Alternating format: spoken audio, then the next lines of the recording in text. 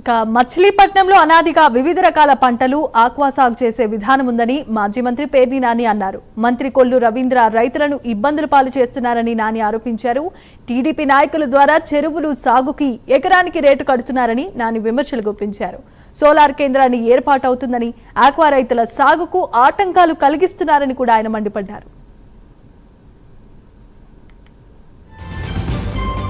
Side గానీ Machilipatnam municipality నుంచి పెడం side గానీ లేదా విజయవాడ సైడ్ గానీ లేదా కొంత చల్లపల్లి రోడ్ లో గానీ ఆ ప్రాంతంలో మచిలీపట్నం మున్సిపల్ సరిహద్దులు దాటిన తర్వాత మాత్రమే వ్యవసాయ క్షేత్రాలు అంటే సాగుకు అనువుగా ఉన్నటువంటి పొలాలన్నీ ఉండటం అంటే ఎప్పటి నుంచో ఉన్న పరిస్థితులు ఇక్కడ ఉన్నటువంటి భౌగోళిక పరిస్థితులు బట్టి అలా ఉన్నాయి. అలాగే మచిలీపట్నానికి ఉత్తర మండలం అయినటువంటి అంటే మచిలీపట్నానికి ఉత్తర సరిహద్దులు దాటి నుంచి అంతా ఇసుక పొలాలు ఉండటం వల్ల మేజర్ గా అయితే సరుకు తోటలు లేదా వేరుశెనక్కాయ ఈ రెండు పంటల మీద ఆధారపడి రైతులు జీవిస్తుంటారు. అక్కడక్కడ చిన్న చిన్నగా కమతాల్లో కాయగూరలు, పూలు, బందరకు కావలసినటువంటి అమ్ముకోగలిసినటువంటి చిన్న స్థాయిలో ఆ నేల సారవంతాన్ని బట్టి కొంత తౌసుపూడి కానీ, గోకారం కానీ, కొంత మేకవానిపాలెం కానీ ఈ ప్రాంతాల్లో కాయగూరలు ప్లస్ పూలు పండించేటువంటి